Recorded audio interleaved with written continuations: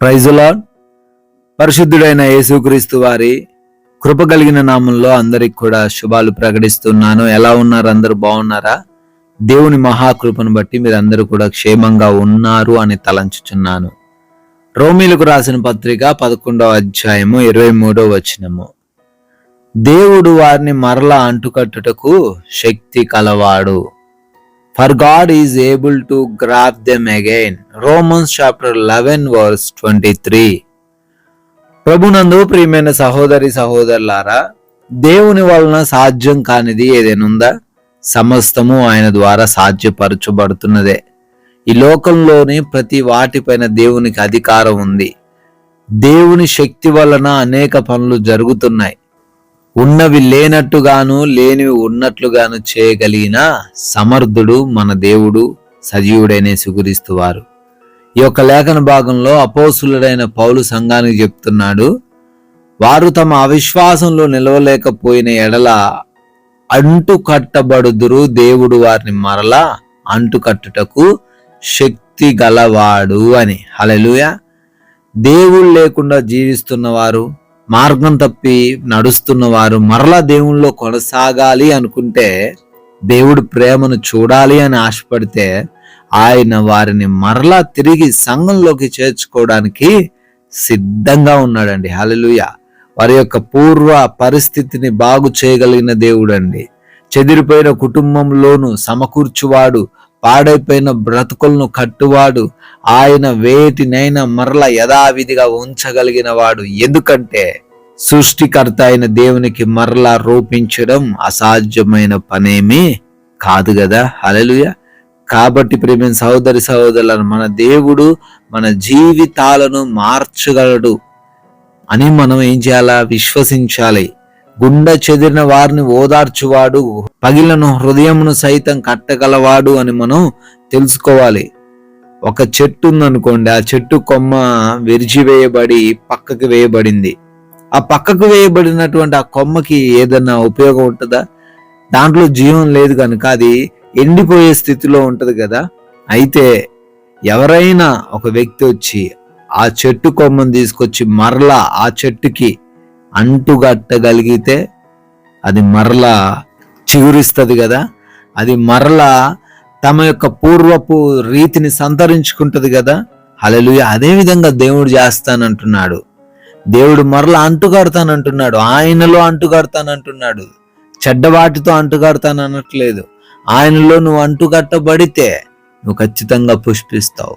నీ స్థితి ఏదైనా, ఈరోజు నీ పరిస్థితి ఏదైనా, దాన్ని బట్టి దిగులు చెందకు. అయిపోయింది కదండి నా జీవితం, నా చేయి జారిపోయింది, సమయం అయిపోయింది, ఏజ్ అయిపోయింది, చేయి జారిపోయింది, ఇక నేనేమి చేయలేని స్థితిలో అనే వ్యక్తిగా ఈరోజు ఉన్నావేమో, దేవుడు జ్ఞాపకం చేస్తున్నాడు.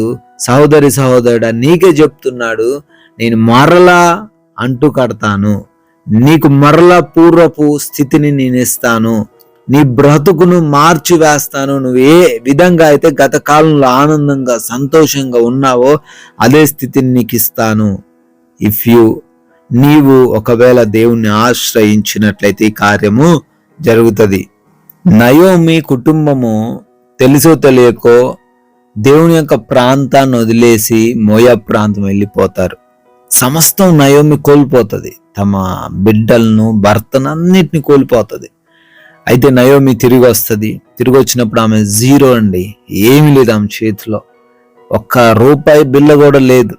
అప్పుడు నయోమి తన జనులతో అంటున్న మాట ఏంటంటే, అమ్మా నన్ను నయోమి అని పిలవకండి, నేను సమృద్ధిగా దానిని వెళ్ళానులే, కానీ ఇప్పుడు నా పరిస్థితి అలా లేదు, రిక్తురాలిగా వచ్చాను, ఐఎమ్ ఎంప్టీ హ్యాండ్, నేను ఖాళీ చేతులతో ఉన్నాను అని చెప్పి అంటది. అంటే మరలా ఆమె వచ్చింది దేవుని చేత అంటుకట్టబడ్డానికి. దేవుని చేత అంటుకట్టబడిన వ్యక్తిగా ఆమె తనని తాను సమర్పించుకుంది. తద్వారా నయోమితో పాటు వచ్చినటువంటి రూతు ద్వారా దేవుడు గొప్ప కార్యం చేసి తమ యొక్క పూర్వపు స్థితిని, దుఃఖకరమైన పరిస్థితిని దేవుడు మార్చేశాడండి. స్థితిగతులు మార్చేశాడు. హల్లెలూయా. నీ స్థితిని, నీ పరిస్థితిని కూడా దేవుడు మార్చగలడు. దేవునికి సాధ్యం కాని అంటూ ఏది లేదు. ఈరోజు దుఃఖిస్తున్నావేమో, ఈరోజు బాధపడుతున్నావేమో, అంతా అయిపోయింది అనుకుంటున్నావేమో, ఏమీ కాలేదు. దేవుని వదిలేసుకొని వెళ్ళిపోయావు. ఈ లోకమే బాగుందనుకున్నావు. ఈ లోకంలో సమస్తము నీకు ఇష్టంగా అనిపించాయి. ఇప్పటికైనా మించిపోయింది ఏం లేదు. ఎప్పటికైనా ఆలస్యమైంది ఏమీ లేదు. Come back to the Jesus. యేసుక్రీస్తు వారి దగ్గరికి రా. ఆయన ఆశ్రయించు. ఆయన మరలా నీ జీవితాన్ని అంటు కట్టిస్తాడు. నువ్వు కోల్పోయిన సంతోషం, నువ్వు కోల్పోయిన ఆనందాలు, నువ్వు కోల్పోయినటువంటి సమయాన్ని దేవుడు నీకు ఇస్తాడు. మరలా నీకు ఒక మంచి పేరున్న వ్యక్తిగా దేవుడు మార్చగలడు. ఎంతో మంది జీవితాలను దేవుడు మార్చాడు. ఎంతో రౌడీ షీటర్స్ లాగా ఉన్న జీవితాలు, మర్డర్స్ చేసి పాపం చేసినటువంటి జీవితాలను దేవుడు మార్చాడు. నిన్ను మార్చలేడా? నీ బ్రతుకును మార్చలేడా? నీ యొక్క జీవితానికి ఒక అర్థం ఇవ్వలేడా? ఖచ్చితంగా ఇస్తాడు. కనుక దేవుని పైన విశ్వాసం ఉంచి ఆయన దగ్గరికి రా. గొప్ప కార్యాలు దేవుడు చేస్తాడు. ప్రార్థిస్తాను. అందరూ కూడా ప్రార్థనలు ఏకీభవించండి. అత్యున్నతుడా స్తోత్రాలు, సర్వోన్నతుడా వందనాలు నాయన. అయ్యా, చాలా సుస్పష్టంగా తండ్రి ఆదరణకరంగా మాట్లాడారు నాయన. అవునయ్యా, మరలా అంటుకట్టే దేవుడు అని, మరలా మా పరిస్థితిని మార్చగలిగిన దేవుడు అని చాలా సుస్పష్టంగా తెలియజేసినందుకు వందనాలు. ఎంతమంది అయితే నాయన ఈ యొక్క ప్రార్థనలు ఈ సమయంలో ఏకీభవిస్తున్నారో వారందరి జీవితాల్లో ఈ యొక్క వాక్యాన్ని స్థిరపరచండి, నెరవేర్చండి. మిమ్మల్ని కాదనుకొని వెళ్ళిపోయి నాయన ఎన్నో సమస్యలు, ఎన్నో ఇబ్బందులు పడ్డారు నాయన. ఎన్నో తండ్రి కృంగిపోయిన స్థితిలో వారు చిక్కుకున్నారు ప్రభువా. అయ్యా, మరలా మీ వైపు చూస్తుండగా మీ చేత అంటు కట్టబడాలని ఆలోచన చేస్తూ ఉండగా వారి జీవితాలను మార్చండి, సంతోషకరంగా మార్చండి ప్రభువా. అనారోగ్యంతో ఉన్న ప్రతి బిడ్డ కొరకు ప్రార్థన చేస్తున్నాం తండ్రి. మంచి ఆరోగ్యంతో వారిని నింపండి, సంపూర్ణ శక్తితో వారిని నింపండి తండ్రి. అంధకార క్రియలన్నిటిని యేసునామములో లయపరచండి ప్రభువా. అయా, కృప దయచేయండి, సహాయం అనుగ్రహించండి. ప్రతి విధమైన బలహీనతను కొట్టివేయండి ప్రభువా. ఆర్థికపరమైన ఇబ్బందుల నుంచి కూడా విడుదల అనుగ్రహించండి. ఆర్థికంగా వారిని స్థిరపరచండి, బలపరచండి తండ్రి. ఎంతో మంది బిడ్డలు అప్పుల్లో ఉన్నారు నాయన.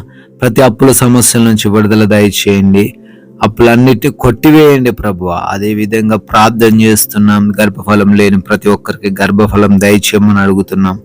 వివాహాల కోసం ప్రార్థనలు చేస్తున్నారు. సాటి అయిన సహాయంను దయచేయండి తండ్రి. ఈ రోజున మాకు కావలసిన ప్రతి అవసరతను దయచేయమని అడుగుతున్నాం. బిడ్డలు ప్రయాణాలు చేస్తుండగా వారి ప్రయాణాలలో మీరు తోడైండండి, కాపుదల అనుగ్రహించండి ప్రభువా. ఎస్ లార్డ్, అదే విధంగా ఈ రోజున మీ నామానికి మహిమకరంగా మేమందరం కూడా జీవించే కృప దయచేయమని బ్రతిమాలుకుంటున్నాం ప్రభువా.